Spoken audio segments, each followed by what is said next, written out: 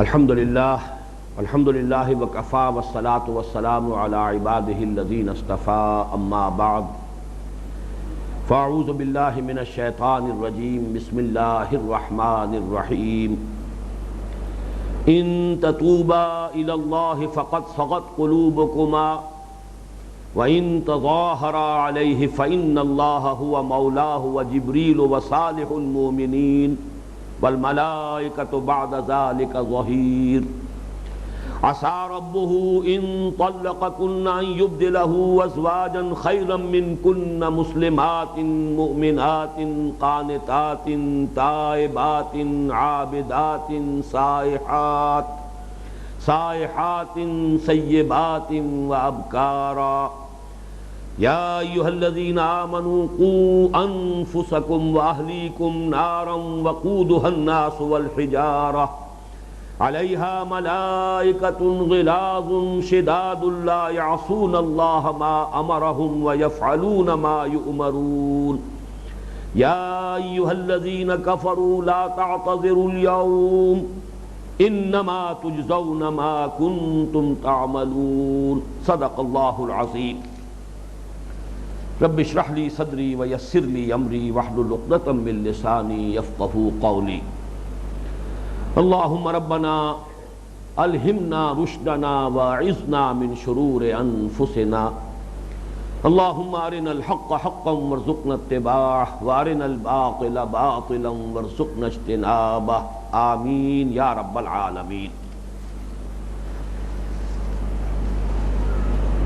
سورہ تحریم کی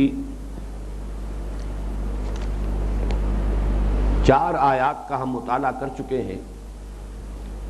اب اپنی توجہ کو 5ویں آیت پر مرکوز کیجئے۔ عسیٰ ربہ ان طلقکن، قریب ہے کہ ان کا رب یعنی نبی اکرم صلی اللہ علیہ وسلم کا رب اللہ تعالی خود ان طلقکن، اگر وہ یعنی حضور صلی اللہ علیہ وسلم تم سب کو طلاق دے دیں، ان یبدلہ کہ بدل دے ان کے لیے ازواجن بیویاں خیرا منکن تم سب سے بہتر، مسلمات جو مسلمان ہوں مسلم ہوں، مومنات مومن بھی ہوں، قانتات فرما بردار بھی ہوں، تائبات توبہ کرنے والیاں ہوں، عابدات عبادت گزار ہوں، سائحات لذات دنیاوی سے کنارہ کشی کرنے والیاں ہوں، سیبات شوہر آشنا ہوں یعنی جن کا پہلے کوئی نکاح ہوا ہو، جنہیں ازدواجی زندگی کا کوئی تجربہ پہلے حاصل ہو، وابکارا اور کنواریاں ہوں۔ اس آیہ مبارکہ میں سب سے پہلے تو یہ نوٹ کیجئے کہ جمع کا صیغہ آیا ہے، اس سے پچھلی آیت میں تثنیہ کا صیغہ تھا۔ ان تتوبا الی اللہ، اگر تم دونوں توبہ کرو اللہ کی جناب میں، وَإِن تَظَاهَرَا عَلَيْهِ، اور اس کے برعکس اگر تم دونوں جتھا بندی کر لو گی ان کے خلاف یعنی حضور صلی اللہ علیہ وسلم کے خلاف۔ لیکن یہاں جو جمع کا صیغہ آ گیا ہے، اس میں ایک پہلو تو یہ ہو سکتا ہے کہ کسی معاملے کو اگر جنرلائز کر دیا جائے تو پھر اس کی شدت میں کمی ہو جاتی ہے۔ مراد یہ کہ مخاطب تو یہاں بھی 2 ہی ہوں، حضرت عائشہ اور حضرت حفصہ، ان روایات کے مطابق جن کا میں تذکرہ کر چکا ہوں، لیکن اب بات کو پوائنٹڈلی انہی سے نہیں کہا جا رہا ہے بلکہ یہ کہ جنرلائزڈ انداز میں، عمومی انداز میں بات کہی جا رہی ہے کہ اگر ہمارا نبی صلی اللہ علیہ وسلم تمام بیویوں کو بھی طلاق دے دے تو اللہ تعالیٰ ان کے لیے تم سب سے بہتر بیویاں اور ان میں یہ اوصاف بیک وقت موجود ہوں، اللہ تعالیٰ بدل سکتا ہے اور ان کو دے سکتا ہے۔ باقی اس میں جو جمع کا صیغہ آیا ہے اس کے اعتبار سے مجھے ایسے محسوس ہوتا ہے کہ اس آیت مبارکہ کی ایک خصوصی مناسبت ہے سورہ احزاب کی آیات نمبر 27 اور 28 کے ساتھ، جن میں واقعہ ایلا کا تذکرہ ہے۔ ایک موقع حضور صلی اللہ علیہ وسلم کی حیات طیبہ میں اور آپ کی عائلی زندگی میں ایسا بھی آیا ہے کہ تمام ازواج مطہرات نے ایکا کیا اور مظاہرہ کیا۔ اب یہاں پر لفظ مظاہرہ جس کی میں تشریح کر چکا ہوں، باب تفاعل میں تظاہر اور باب مفاعلہ میں مظاہرہ، یعنی اپنی پیٹھیں جوڑ لینا، کمر سے کمر لگا کر کسی کی مخالفت پر کمر بستہ ہو جانا، جس کے لیے محاورے میں ہوگا جتھا بندی کرنا، ان تظاہر علیہ، اسی سے لفظ مظاہرہ ہے۔ جمع کے انداز میں بھی ایک مرتبہ ایسا ہوا ہے کہ تمام ازواج نے متفقہ طور پر ایک مطالبہ حضور کے سامنے رکھا، اور جس کے نتیجے میں واقعہ ایلا ہوا۔ حضور صلی اللہ علیہ وسلم نے کچھ عرصے کے لیے تمام ازواج سے لا تعلقی اختیار کی۔ یہ معاملہ کیا تھا، اس کا ذکر جو ہے جیسا کہ میں نے عرض کیا سورہ احزاب کی آیات 28-29 میں موجود ہے، اور اس کی تفصیل یہ ہے کہ جب مسلمانوں کے ہاں مال غنیمت کی آمد شروع ہوئی اور عام مسلمانوں کے گھروں میں بھی کچھ سہولت ہو گئی، وہ فقر اور وہ احتیاج کا عالم نہ رہا کہ جو پہلے تھا، تو فطری طور پر ازواج مطہرات نے بھی کچھ مطالبہ کیا کہ اب ہمیں بھی کچھ سہولت حاصل ہونی چاہیے، ہمارا بھی نان نفقہ کچھ بڑھنا چاہیے، گھر کا خرچہ جو ہے اس کے لیے ہمیں کچھ زیادہ جو ہے آپ کی طرف سے ملنا چاہیے۔ لیکن جو خاص مقام ہے حضور کا صلی اللہ علیہ وسلم، جو آپ نے اختیاری فقر اپنے لیے طے کر لیا تھا، اب اس کے ساتھ اس کی مناسبت نہیں تھی۔ اگرچہ عام حالات میں حضور صلی اللہ علیہ وسلم یہ کر سکتے تھے کہ اپنی ازواج مطہرات کا نان نفقہ جو ہے بڑھا دیتے، لیکن یہاں بھی میں نوٹ کرانا چاہتا ہوں کہ اس خاص مکتبہ فکر جو ہے اس کے حوالے سے کہ یہ معاملہ صرف ازواج مطہرات کا نہیں ہوا ہے، خود حضرت فاطمہ رضی اللہ تعالی عنہا وہ بھی حاضر ہوئی حضور کی خدمت میں، انہوں نے بھی اپنے ہاتھ کو دکھائے ہیں کہ دیکھیے گٹے پڑ گئے ہیں چکی پیس پیس کر، اپنے شانے کے بارے میں کہا ہے میرے کندھے کے اوپر وہ مشکیزہ جو پانی کا بھر کر میں لاتی ہوں اس کی وجہ سے یہاں بدنیاں پڑ گئی ہیں، نشان پڑ گئے ہیں۔ اب جبکہ تمام مسلمانوں کے گھروں میں سہولت ہو گئی ہے تو آپ مجھے بھی کوئی کنیز، کوئی غلام، کوئی باندی، کوئی لونڈی عطا کر دیجئے تاکہ وہ کچھ گھر کے کام کاج بھی میری ہاتھ بٹائے، میرے لیے سہولت ہو جائے۔ لیکن جو جواب حضور کا ازواج مطہرات کے لیے تھا وہی جواب حضور کا حضرت فاطمہ کو تھا۔ چنانچہ تسبیح فاطمہ جو ہے مشہور ہے کہ حضور نے فرمایا کہ بیٹی یہ چیزیں ہمارے لیے نہیں ہیں، تمہیں میں اس سے بہت زیادہ قیمتی شے دے رہا ہوں، اور وہ یہ ہے کہ ہر نماز کے بعد یہ تسبیح کر لیا کرو، 33 مرتبہ سبحان اللہ، 33 مرتبہ الحمدللہ، 33 یا 34 مرتبہ اللہ اکبر، یہ مختلف روایات ہیں۔ اس کو تسبیح فاطمہ کے نام سے ہر مسلمان جانتا ہے۔ ہر نماز کے بعد، فرض نماز کے بعد تم اگر یہ اللہ تعالیٰ کا ذکر اس طور سے کرو تو یہ کہیں زیادہ قیمتی شے ہے دنیا کی ان سہولتوں کے مقابلے میں جس کا کہ تم مجھ سے فرمائش کر رہی ہو۔ تو میں صرف یہ ظاہر کرنا چاہتا ہوں کہ ازواج مطہرات ہوں یا بنات مطہرات ہوں حضور کی کوئی فرق نہیں ہے۔ جیسے کہ صلح حدیبیہ کے موقع پر اگر حضرت عمر رضی اللہ تعالیٰ عنہ اپنے جذبات کو قابو میں نہیں رکھ سکے اور آپ نے آ کے حضور سے یہ کہا کہ کیا ہم حق پر نہیں ہیں، جب حضور نے مسکراتے ہوئے فرمایا کہ ہاں ہم حق پر ہیں،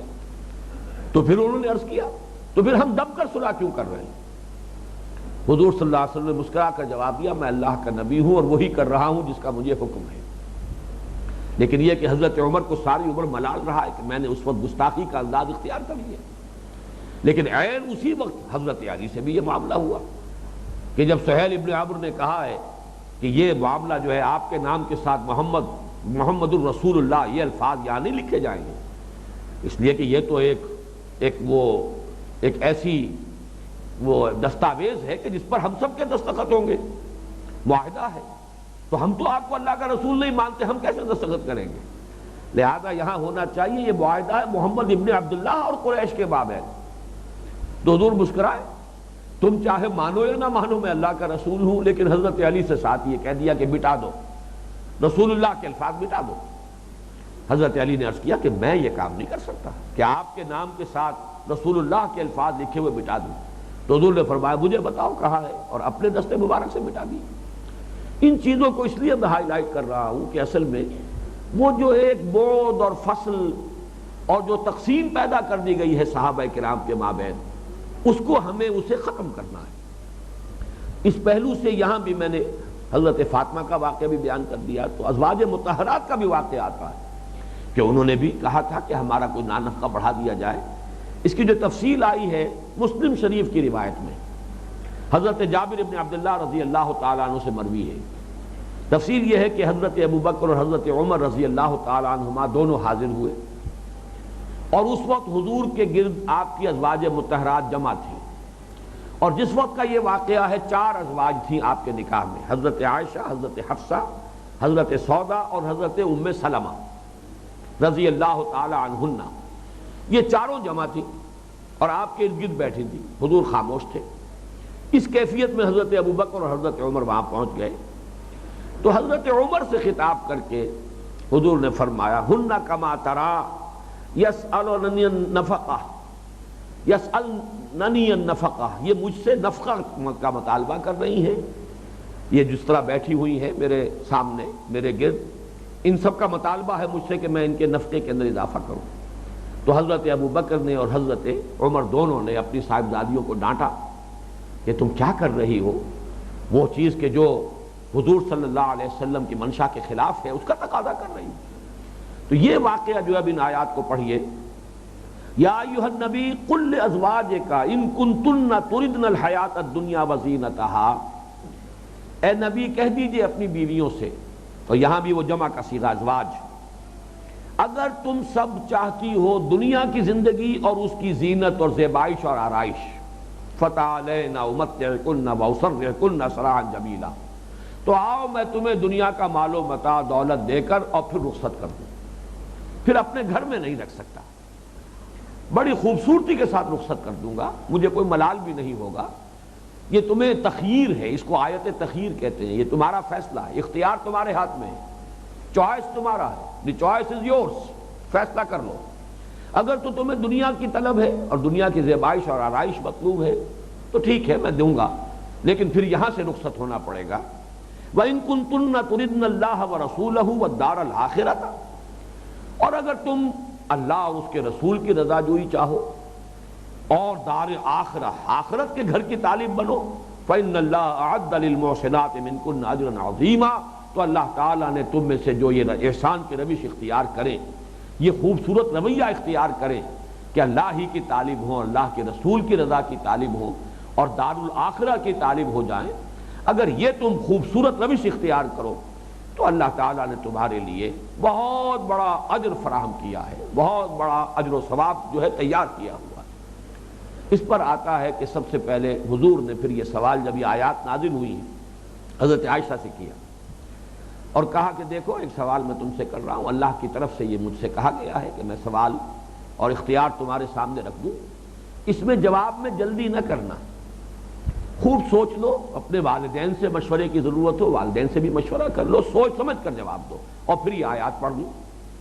حضرت عائشہ نے فوراً عرض کیا کہ یہ معاملہ اور اس میں اپنے والدین کی کوئی مشورہ طلب کروں اور اس کے بارے میں غور و فکر کرنے کی کوئی ضرورت نہیں، میرا فیصلہ ہے اور فوری فیصلہ ہے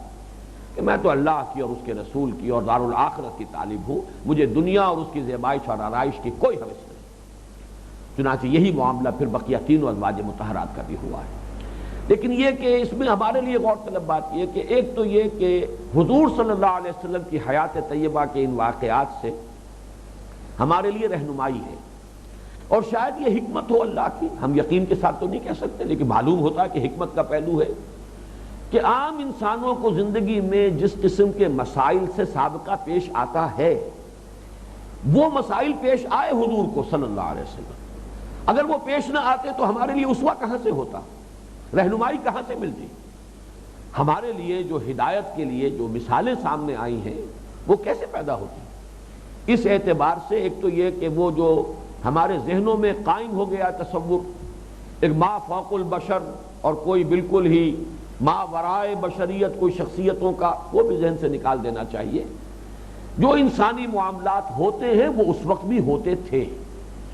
اگر ایک سے زائد بیویاں کسی کے گھر میں ہیں تو بیویوں کی آپس میں چشمک وغیرہ یہ جیسے ہوتی ہے،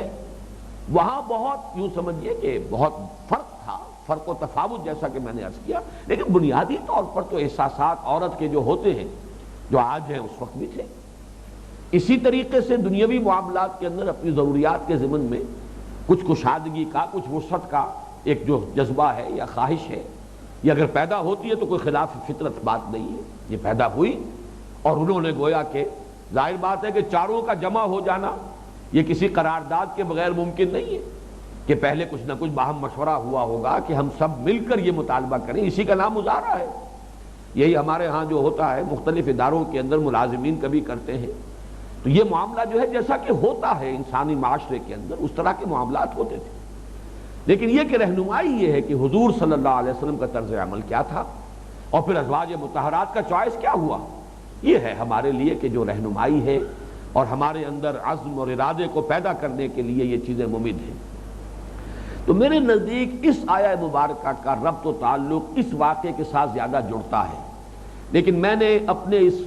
جو انتقال ذہنی ہے کہ میرا ذہن اس آیت کو پڑھتے ہی جو ہم اس وقت سورہ تحریم کی پڑھ رہے ہیں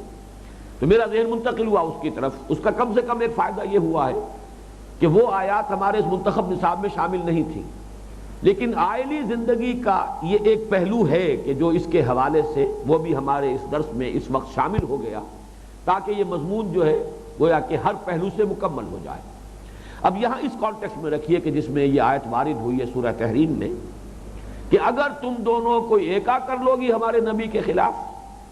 تو گویا کہ مخاطب وہی دونوں ہیں یہاں بھی، لیکن یہ کہ جمع کا صیغہ صرف اس لیے لے آیا گیا تاکہ بات جو ہے عمومیت کی ہو جائے تو اس میں وہ تلخی نہ رہے کہ جو پوائنٹڈلی دو کو مخاطب کر کے اگر کہی جاتی تو اس میں وہ تلخی کا انداز زیادہ ہو جاتا، اس میں کمی کی گئی۔ اب توجہ کیجئے اس پر کہ عسیٰ ربہ ان طلقکن ان یبدلہ ازواجا خیرا منکن مسلمات مومنات قانتات، یہ جو اوصاف بیان ہو رہے ہیں اس میں قابل غور بات یہ ہے کہ کہنے کو تو یہ 8 وصف ہیں، مسلمات، مومنات، قانتات، تائبات، عابدات، سائحات، سیبات، ابکارہ، 8، حقیقت میں 7 ہیں، اس لیے کہ ایک خاتون بیک وقت یا سیب ہوگی اور یا بکر ہوگی، باکرہ ہوگی، لہذا 7 اوصاف ہیں، اور ان 7 میں مرکزی ہے تائبات، مسلمات، مومنات، قانتات، تائبات، عابدات، سائحات، اور پھر دونوں میں سے ایک ہوگی سیبات، بابکارہ، گویا کہ مرکزی جو یہاں وصف ہے وہ توبہ کا ہے، اس لیے کہ سارا جو یہاں پر جو زور دیا جا رہا ہے وہ یہ ہے کہ جو غلطی ہوئی ہے اس خطا کو تسلیم کرو، اس پر اظہار معذرت کرو، اس پر اللہ سے بھی معافی چاہو اور اپنے نبی سے بھی اور اپنے شوہر سے بھی معذرت کرو، سارا زور اس پر ہے۔ لہذا یہاں جو اوصاف دیے گئے ہیں ان میں مرکزی وصف تائبات ہے۔ دوسری بات یہ نوٹ کیجئے، اور یہ چیز پھر ہمارے درس سورہ حدید میں جو ہے یہ اصول بہت اہمیت کے ساتھ سامنے آئے گا، یہاں جو 8 صفات آئی ہیں ان میں سے ایک میں صرف واو آیا ہے درمیان میں، سیبات و ابکارہ، باقی کہیں واو نہیں ہے، مسلمات، مومنات، قانتات، تائبات، عابدات، سائحات، ان میں کہیں حرف واو نہیں آ رہا، حرف عطف نہیں ہے۔ قرآن مجید میں اللہ تعالیٰ کے اسماء و صفات کے ساتھ بھی یہی معاملہ ہے، چنانچہ یہ حسن اتفاق کی بات ہے کہ 8 کا عدد اس وقت ہمارے سامنے ہے۔ سورہ حشر کی ایک آیت میں اللہ کے 8 نام آئے ہیں،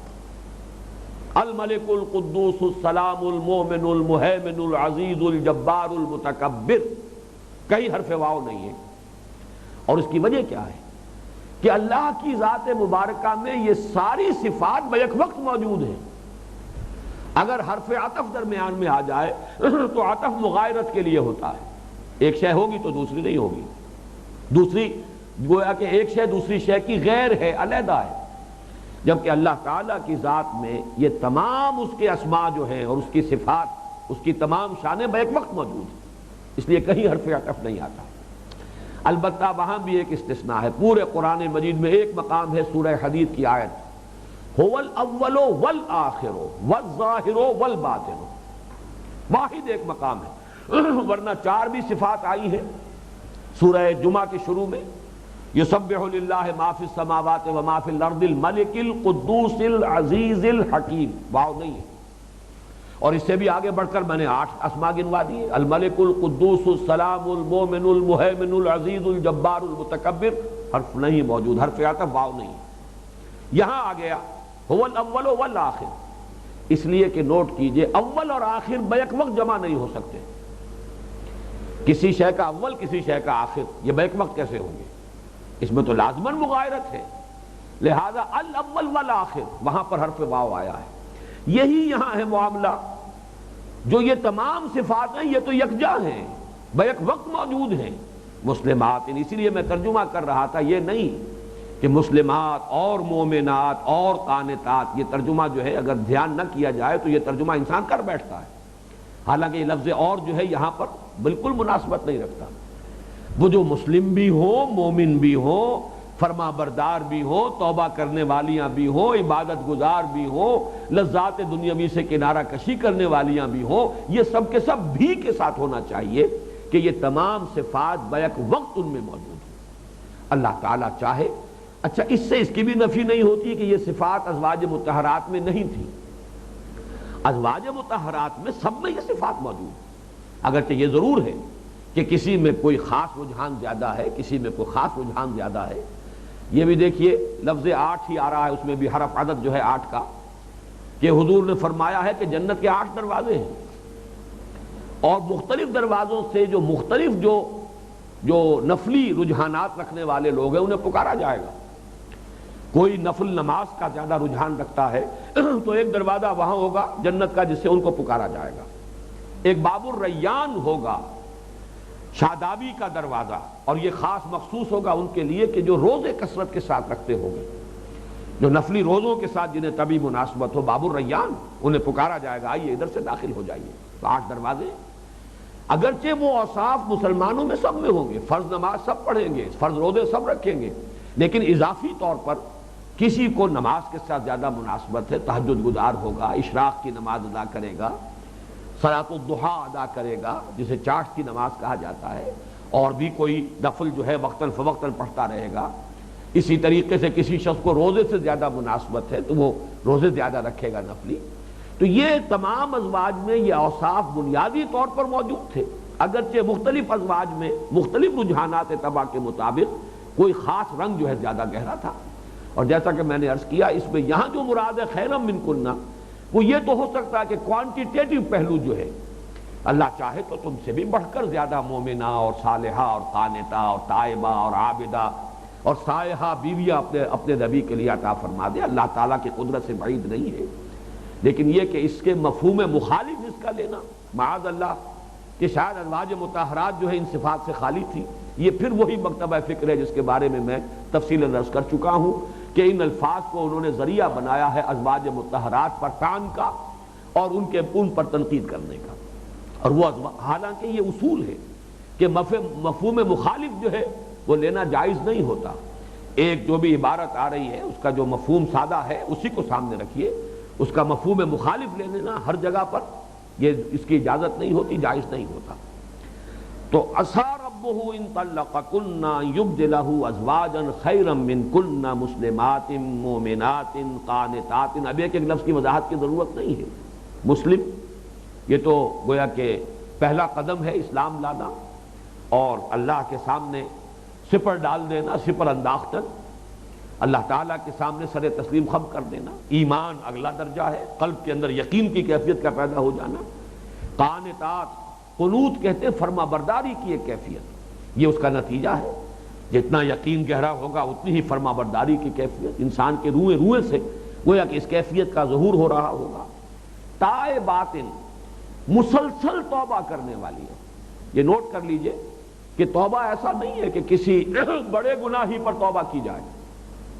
اپنے مقام اور مرتبے کے اعتبار سے انسان محسوس کرتا ہے کہ میں یہ کام جو کر بیٹھا ہوں اگرچہ کوئی سری معصیت نہیں ہے،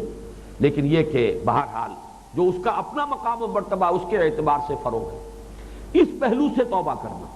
چنانچہ حضور خود فرماتے ہیں انی لاستغفر اللہ 70 مرۃ فی کل یوم، میں تو اللہ تعالیٰ سے استغفار کرتا ہوں 70 مرتبہ ہر دن۔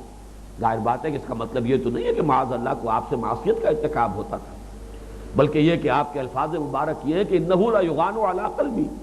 کبھی کبھی میرے دل پر بھی کچھ غبار سا آ جاتا ہے، کوئی پردہ سا پڑ جاتا ہے کبھی کبھی، لیکن یہ کہ حضور صلی اللہ علیہ وسلم کے دل کے وہ غبار کی کیفیت جسے آپ تعبیر کر رہے ہیں غبار سے، ہمیں تو اگر کہیں وہ کیفیت میسر ہو جائے تو شاید ہمارے تو حضور قلب کا اور یقین کا جو ہے وہ بہت ہی اونچا مقام ہو ہمارے لیے، لیکن حضور کے مقام اور مرتبے کے اعتبار سے گویا کہ وہ ایک درجے میں اس میں لا یغان علی قلب کی حضور تعبیر فرما رہے ہیں۔ تو اس کو ذہن میں رکھیے کہ ان الفاظ کو اس کے ظاہر پر محمول کرتے ہوئے کہ کوئی معاذ اللہ کوئی معصیت کوئی گناہ کا معاملہ تھا جس کے لیے لفظ تائبات آ رہا ہے،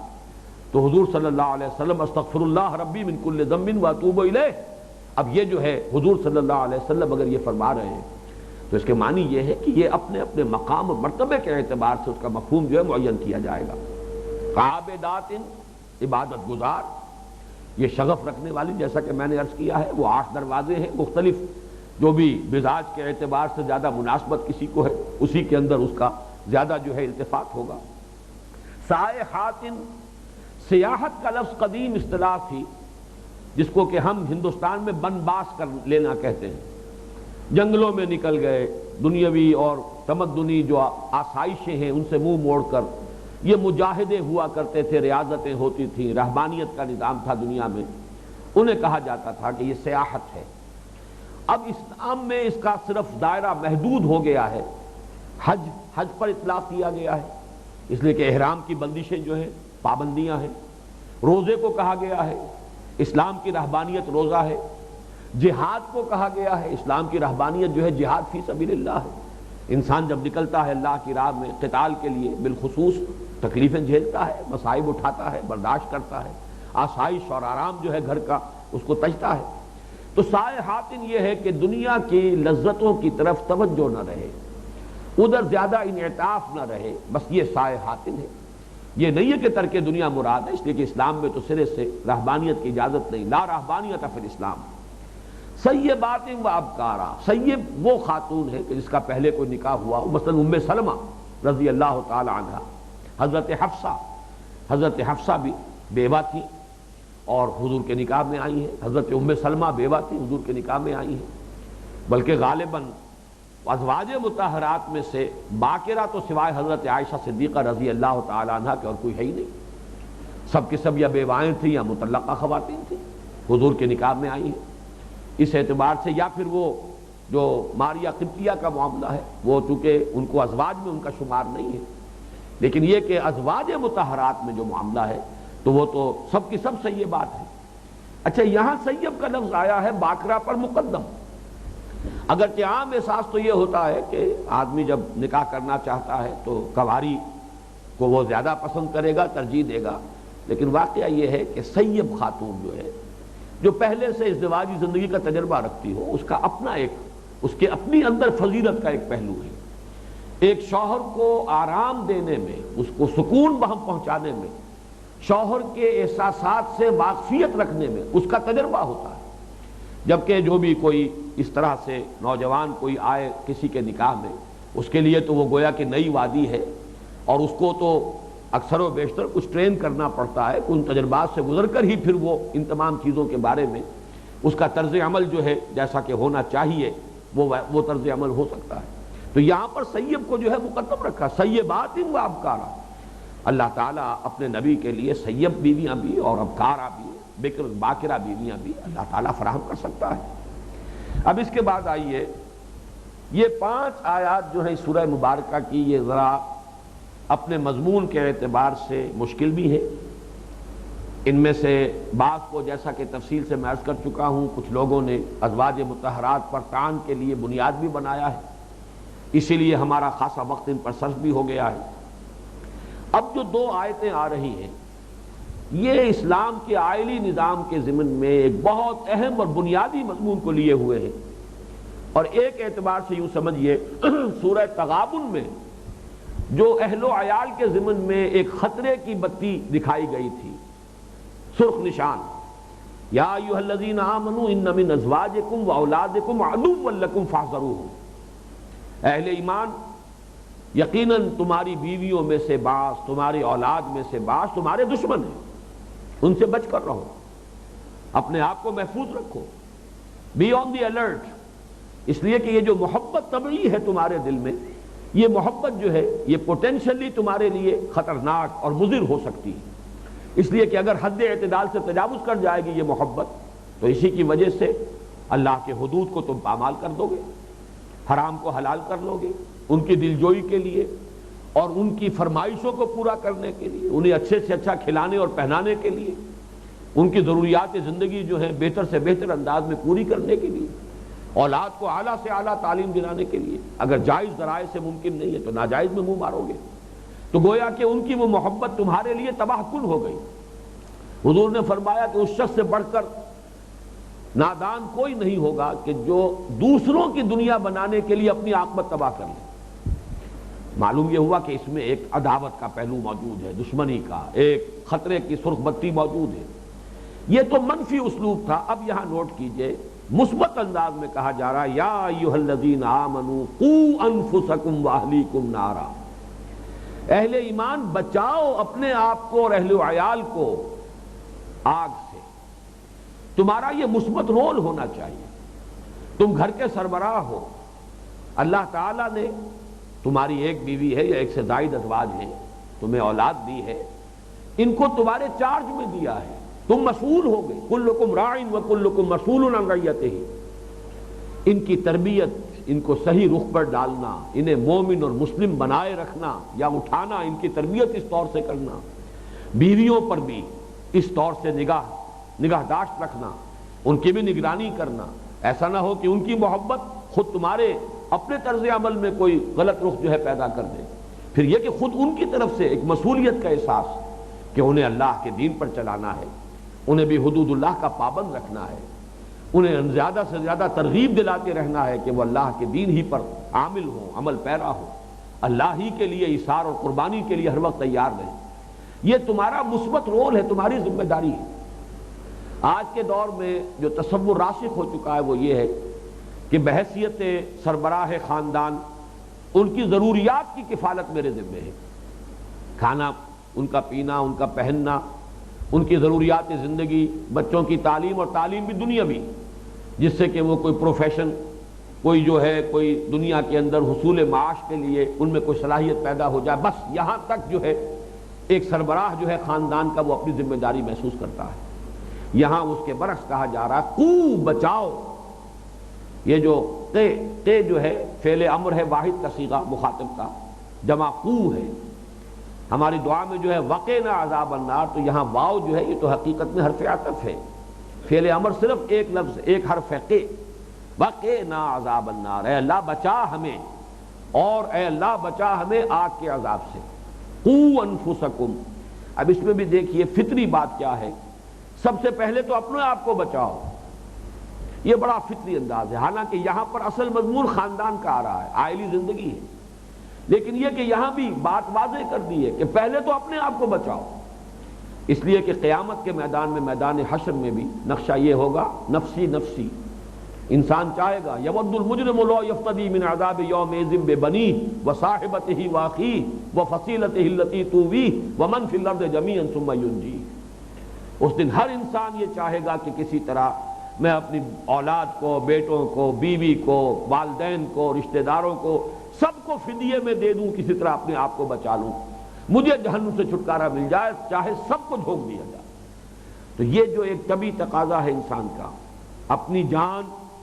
یہ سب سے زیادہ پیاری ہو جاتی ہے، اس کو یہاں مقدم رکھا۔ اس لیے حضور کا تو بلکہ مثال ملتی ہے ہمیں، جب آپ خطبہ دیتے تھے، یا ایھا الناس اوصیکم ونفسی بتقوی، اوصیکم ونفسی بتقوی اللہ، میں تمہیں بھی وصیت کر رہا ہوں اور اپنے آپ کو بھی وصیت کر رہا ہوں کہ اللہ کا تقوی اختیار کرو۔ تو معلوم ہوا کہ اپنے آپ کو مستثنیٰ نہیں کرنا چاہیے۔ قوا انفسکم واہلیکم نارا، بچاؤ اپنے آپ کو اور اپنے اہل و عیال کو آگ سے۔ یعنی بچاؤ سے مراد کیا؟ اختیار تو کسی کے پاس نہیں ہے، لیکن ان کی تربیت کرو، ان کی نگرانی کرو، ان کو اس راستے کی طرف مسلسل ترغیب دلاتے رہو، ان راستوں سے بچانے کی مسلسل سعی کرتے رہو کہ جو گمراہی کی طرف لے جانے والے ہیں، ان راستوں کی ترغیب دلاتے رہو جو خیر کی طرف، نیکی کی طرف، اللہ کی مغفرت کی طرف، جنت کی طرف لے جانے والے ہیں۔ قوا انفسکم واہلیکم نارا۔ اور حضور صلی اللہ علیہ وسلم کی ہمیں یہ سنت بھی ملتی ہے کہ آپ اپنے خاندان کی خواتین کو جمع کر کے اور پھر آپ یہ ارشاد فرماتے تھے ایک ایک کا نام لے کر، یا فاطمہ بنت محمد انقذی نفسک من النار فانی لا املک لک من اللہ شیئا، اے فاطمہ محمد کی بیٹی صلی اللہ علیہ وسلم، خود اپنے آپ کو آگ سے بچاؤ، نکالو اپنے آپ کو آگ سے، بچاؤ اپنے آپ کو آگ سے، اس لیے کہ مجھے اللہ کے ہاں تمہارے بارے میں کوئی اختیار حاصل نہیں ہوگا۔ اس لیے نہیں بچ جاؤ گی کہ محمد کی بیٹی ہو صلی اللہ علیہ وسلم رضی اللہ تعالی عنہ، بچو گی اپنے عمل سے۔ لیس للانسان الا ما سعى وان سعيه سوف يرى، نہیں ہے کسی انسان کے لیے مگر وہی کچھ جس کے لیے اس نے خود محنت کی ہے، خود جد و جہد کی ہے، اپنی کمائی۔ لہا ما کسبت وعلیہا ما اکتسبت، ہر نفس جو بھی لے کر آیا ہے اپنے لیے کمائی اپنے حق میں وہ اسی کے لیے ہے، اور جو وبال لے کر دنیا سے آیا وہ وبال بھی اسی کی جان پر ہوگا۔ لا تزر وازرۃ وزر اخری، کوئی اٹھانے والی نہیں ہوگی کسی اور کے بوجھ کو اٹھانے کے لیے، ہر جان کو اپنا بوجھ خود اٹھانا ہوگا۔ وہی بات کہ یا فاطمہ بنت محمد انقذی نفسک من النار فانی لا املک لک من اللہ شیئا، اے فاطمہ محمد کی لخت جگر، محمد کی بیٹی صلی اللہ علیہ وسلم رضی اللہ تعالی عنہ، بچاؤ اپنے آپ کو آگ سے، اس لیے کہ میں اللہ کے ہاں کوئی اختیار نہیں رکھوں گا، مجھے کوئی اختیار حاصل نہیں ہوگا تمہارے معاملے میں۔ یا صفیہ عمت رسول اللہ، اے صفیہ اللہ کے رسول کی پھوپھی، انقذی نفسک من النار فانی لا املک لک من اللہ شیئا، بچاؤ اپنے آپ کو آگ سے، اس لیے کہ میں اللہ کے ہاں تمہارے بارے میں کسی اختیار کا حامل نہیں ہوں گا، مجھے کوئی اختیار حاصل نہیں ہوگا۔ تو وہی انداز یہاں ہے، یا ایھا الذین آمنوا قوا انفسکم واہلیکم نارا وقودھا الناس والحجارہ، اس کا ایندھن بنیں گے انسان اور پتھر۔ پتھر کا ذکر ایک تو یہاں آیا ہے، جہنم کے اندر پتھر بھی جلیں گے، ایندھن ہوگا جہنم کا پتھروں کی شکل میں، اور یہی سورہ بقرہ کی آیت نمبر 24 میں بھی آیا، فاتقوا النار التی وقودھا الناس والحجارہ اعدت للکافرین۔ تو معلوم یہ ہوا کہ یہ دو مقامات پر انسانوں کے ایندھن ہونے کے ساتھ ساتھ پتھروں کا ایندھن ہونا جو ذکر کیا گیا ہے، اس میں دو پہلو ہو سکتے ہیں۔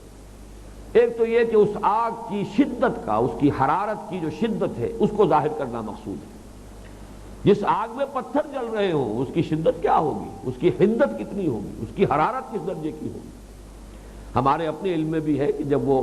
کوئلے سے انگیٹھیاں جلائی جاتی تھی تو ایک کوئلہ وہ ہوتا تھا کہ جو لکڑی کا کوئلہ ہے، اور ایک وہ پتھروں کا کوئلہ جو ہے، پتھر والا کوئلہ، اس کی دہشت، اس کی آگ جو ہے، اس کی حرارت، اس کی حدت کتنی زیادہ تھی۔ تو وہ آگ جس کا ایندھن بنیں گے انسان اور پتھر، اور اصل میں جو مفہوم معلوم ہوتا ہے، یعنی وہ بھی مراد ہو سکتا ہے لیکن محسوس ایسا ہوتا ہے کہ اصل مراد یہ ہے کہ وہ لوگ کہ جو یہاں پر مخاطب ہیں، قرآن مجید کے مخاطب جو تھے جبکہ قرآن نازل ہو رہا تھا، وہ بت پرست قوم تھی، بتوں کو پوجتے تھے اور بت پتھروں کے بنے ہوتے تھے۔ تو گویا کہ جہنم میں جب انہیں جھونکا جائے گا تو ان کے ساتھ ان کے معبودوں کو بھی جھونک دیا جائے گا تاکہ ان کی حسرت میں اضافہ ہو۔ ظاہر بات ہے ان پتھروں کو تو کوئی عذاب نہیں ہے، اور ان پتھروں کے لیے تو کوئی احساسات ان کے نہیں ہے کہ جس سے ان کو کوئی اس کا عذاب کا کوئی مزہ انہیں چکھنے کی کیفیت حاصل ہو، لیکن ان کی حسرت میں اضافہ ہوگا کہ جو انہیں پوچھتے تھے کہ یہ ہمارے ٹھاکر، ہمارے یہ معبود جنہیں ہم ڈنڈوت کرتے تھے، سجدے کرتے تھے، چڑھاوے چڑھاتے تھے، ہمارے ساتھ یہ بھی اس آگ کے اندر جھونک دیے گئے۔ وقودھا الناس والحجارہ علیہا ملائکۃ غلاظ شداد، اس آگ پر معمور ہیں وہ فرشتے، غلاظ، غلظت کہتے ہیں دل کی سختی کو، اور یہ ایک عجیب اسلوب ہے قرآن مجید کا، یہ الفاظ اسی صورت میں ضرور وہ لفظ آئے گا پھر تاکہ اس کی حقیقت پر اور روشنی پڑ جائے۔ جیسے میں نے ابھی نوٹ کرایا آپ کو، اب ظہر سے 3 مرتبہ صیغے آ چکے ہیں اس صورت کے اندر۔ اظہرہ اللہ علیہ، وہ بھی ظہر کے مادے سے، انتظاہر علیہ، وہی ظہر کا مادہ، ظہیر، یہ بھی ظہر کے مادے سے بنا۔ اس طرح غلظت جو ہے دل کی سختی، آگے آئے گا یا ایھا النبی جاہد الکفار والمنافقین واغلظ علیہم، سختی کیجئے ان پر۔ آپ کی رافت و رحمت اور آپ کی شفقت اہل ایمان اس کے مستحق ہے، یہ کافر اور منافق جو ہے اس سے فائدہ نہ اٹھائیں، لیکن چونکہ آپ کی طبیعت کے اندر اس کا غلبہ ہے رافت و رحمت کا اور شفقت کا، تو یہ کافر اور یہ اور منافق جو ہے فائدہ اٹھاتے ہیں اس سے، تو آپ ان پر سختی کیجئے، واغلظ علیہ۔ وہاں پر بھی وہ لفظ آیا، غلاظ، بڑے سخت دل ہوں گے، شداد، شدید، تند خو، سخت مزاج کے سخت، دل کے سخت، لا یعصون اللہ ما امرہم، نہیں وہ معصیت اور نافرمانی کریں گے اللہ کی کسی بھی معاملے میں جس کا بھی حکم مل جائے گا، وَيَفْعَلُونَ مَا يُؤْمَرُونَ، اور کریں گے وہی کچھ جس کا کہ حکم دیا جائے گا۔ یہ سب در حقیقت مراد کیا ہے؟ بڑی نفسیاتی سی بات ہے، نوٹ کیجئے۔ آج تم اپنے لاڈ پیار کی وجہ سے، محبت کی وجہ سے، دلجوئی کی وجہ سے، بیوی کے پیار میں، اولاد کی محبت میں وہ طرز عمل اختیار کر رہے ہو جس کے نتیجے میں ہو سکتا ہے وہ جہنم میں جھونک دیے جائیں اور ان فرشتوں کے حوالے ہو جائیں۔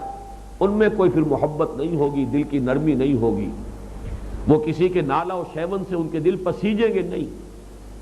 کسی کی فریاد اور ہاؤ ہو سے وہ متاثر نہیں ہوں گے، یہ سارا جو نالہ اور فریاد ہے ان پر سرے سے اثر انداز نہیں ہوگا۔ تو سوچ لو اس وقت کی یہ محبت کی کے اندر جو ہے حد اعتدال سے تجاوز کر کے ان کی تربیت سے غفلت اختیار کرنا، انہیں دین کی طرف نہ لانا، لاڈ پیار کی وجہ سے بگاڑ دینا، انہیں ان چیزوں کا خوگر اور عادی بننے دینا کہ جو انہیں پھر جہنم کی طرف لے جانے والے ہوں گے، یہ سب کچھ تم کر رہے ہو لاڈ پیار کی وجہ سے۔ لیکن سوچ لو کہ اس کا نتیجہ یہ نکلے گا کہ تمہارے یہ لاڈلے اور پیارے اور تمہارے یہ محبوب پھر جہنم کے ان فرشتوں کے سپرد کر دیے جائیں گے کہ جو عذاب کا حکم دیا جائے گا وہ عذاب دیں گے۔ ان کی چیخ پکار، ان کا شور، ان کی فریاد، ان کا نالہ و شیون قطعاً ان کے دلوں پر اثر انداز نہیں ہوگا، ان کے دل پسیجیں گے نہیں۔ یہ فرشتوں کے بارے میں جو تصور اس آیت مبارکہ میں دیا گیا ہے اس کو ذرا اور جنرلائز کر لیجئے۔ یہ لفظ اگرچہ اس سے پہلے بھی ہمارے منتخب نصاب میں تو درس نمبر 2 میں بھی آ گیا تھا، وَلَٰكِنَّ الْبِرَّ مَنْ آمَنَ بِاللَّهِ وَالْيَوْمِ الْآخِرِ وَالْمَلَائِكَةِ وَالْكِتَابِ وَالنَّبِيِّينَ، لیکن اس کی لغوی بحث ابھی تک نہیں آئی ہے، آج بس چند جملوں میں اس کو نوٹ کر لیجئے۔ یہ علوکا سے بنا ہے لفظ، علوکا کہتے ہیں پیغام رسانی، اس سے جو لفظ بنا ہے ملعق ہے اصل میں یہ، جس میں سے حمزہ جو ہے حذف ہو گیا ہے سہولت کے لیے، زبان پر روانگی کے لیے۔ ملک لفظ نہیں ہے، ملعق ہے، لیکن حمزہ حذف ہو کر ملک بن گیا۔ ملک فرشتے کو کہتے ہیں۔ ان کا چونکہ بیسک فنکشن یہ ہے کہ اللہ کے احکام پہنچاتے ہیں،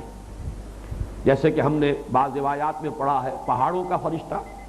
یعنی پہاڑوں پر جو اللہ کے حکم کو نافذ ہونا ہے وہ فرشتہ اس حکم کو پہنچاتا ہے اس پہاڑ تک۔ پانی کا فرشتہ، آگ کا فرشتہ،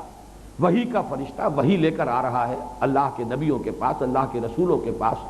تو چونکہ بیسک فنکشن ان کا یہی ہے کہ وہ پیغام رساں ہے، پیغام بر ہے، علوکا یہ ان کا اصل منصب ہے، اس لیے ان کے لیے لفظ جو ہے ملعق، جو کہ اب خفیف ہو کر اور سلیس ہو کر ملک بن گیا ہے۔ ان کے بارے میں ایک بات یہ نوٹ کیجئے کہ یہ ایک صحیح حدیث موجود ہے صحیح مسلم میں حضرت عائشہ صدیقہ رضی اللہ تعالی عنہا سے کہ حضور نے فرمایا کہ ان کی تخلیق ہوئی ہے نور سے، اللہ نے فرشتوں کو نور سے بنایا ہے۔ اور تھوڑی سی مزید وضاحت، ایک نور وہ ہے جس کو ہم جانتے ہیں، یہ نور جو ہے سورج سے چل رہا ہے، سورج کی شعاؤں کی شکل میں ہم تک آیا ہے، لیکن یہ نور در حقیقت جس کو آپ کہتے ہیں آج کی اصطلاح میں بگ بینگ، یہ بگ بینگ اور وہ بڑا دھماکہ جو ہوا ہے اس سے جو اس کائنات کا آغاز ہوا ہے، ہماری سائنس جو ہے طبیعیات اور فزکس جو ہے اس سے آگے نہیں جا سکتی۔ اس بگ بینگ کے بعد جو مادہ وجود میں آیا ہے اس میں حرارت تھی شدید، وہ تو جب اگر آپ پڑھیں گے یہ کتابیں تو وہ ملینز اور billions degrees of centigrade کا اس وقت ٹیمپریچر کا معاملہ تھا۔ تو یہ حرارت کے ساتھ یہ جو نور ہے یہ در حقیقت نار کے ساتھ اس کا تعلق ہے۔ نار اور نور مادہ ایک ہی ہے، اس لیے کہ الف اور واو جو ہے یہ حروف علت ہے، اس اعتبار سے ان دونوں کا آپس میں بڑا قریبی رشتہ ہے۔ یہ نور نار سے وابستہ ہے، وہ نور اور تھا جس کے لیے میں نے ایک اصطلاح وضع کیا خنک نور، ٹھنڈا نور۔ اللہ تعالیٰ کا جو امر کن تھا اس کائنات کے لیے، اس نے جو پہلی شکل اختیار کی ہے وہ ایک خنک نور تھا، ٹھنڈا نور، اس میں حرارت نہیں تھی۔ حرارت تو وہ دھماکہ جو ہوا بگ بینگ، اس کے بعد اس میں حرارت پیدا ہوئی، اور وہ حرارت جو ہے اس سے پھر یہ سارا سلسلہ جو ہے جو آج جدید فزکس جا رہی ہے، جو اس کائنات کی تخلیق کے سلسلے میں کریشن آف دی یونیورس کے ضمن میں جو چیزیں اب بہت حد تک واضح ہو چکی ہیں، تو اس کو یوں سمجھ لیجئے کہ اس سے پہلے بگ بینگ سے پہلے جو چیز تھی وہ ایک ٹھنڈا نور جس میں حرارت نہیں، نور ہی نور تھا، نور خالص، خنک نور۔ اس خنک نور سے تخلیق کیے گئے فرشتے، اور اسی خنک نور سے تخلیق کی گئی ہیں ارواح انسانوں کی۔ یہ ان کے لیے عالم امر کا لفظ بھی آتا ہے۔ اور یہ فرشتے اللہ تعالیٰ سے بہت قرب رکھتے ہیں، نوری مخلوق ہے، بہت قریب قرب ہے، اور یہ کہ ان کو اللہ تعالیٰ نے جو فرائض سونپے ہوئے ہیں ان میں یہ کہیں سرتابی نہیں کرتے، جسے جو حکم مل جائے۔ اس میں اگرچہ ایک ذرا علمی بحث بھی ہے، وہ پھر اگر مجھے یاد رہی تو اگلے درس میں اس کی تکمیل کر دوں گا، اب وقت ختم ہو چکا ہے۔ یہاں پر جو تذکرہ کیا جا رہا ہے وہ صرف اس حوالے سے کہ دیکھ لو خاندان کے سربراہ کی حیثیت سے اپنے اہل و عیال کی محبت میں مبتلا ہو کر اگر تم نے ان کی تربیت سے غفلت برتی اور اس کے نتیجے میں وہ اگر اللہ کی سزا اور عذاب کے مستحق ہو گئے تو جان لو کہ گویا کہ تم اپنے ہاتھوں اپنے ان لاڈلوں کو ان فرشتوں کے سپرد کرواؤ گے کہ جن کے دل پسیجیں گے نہیں۔ جس عذاب کا حکم مل جائے گا اللہ کی طرف سے وہ مسلسل اور پہم وہ عذاب ان کو دیتے رہیں گے۔ اللہ تعالی ہمیں اس عذاب سے بچائے۔ بارک اللہ لی ولکم فی القرآن العظیم ونفعنی وإیاکم بالآیات والذکر الحکیم۔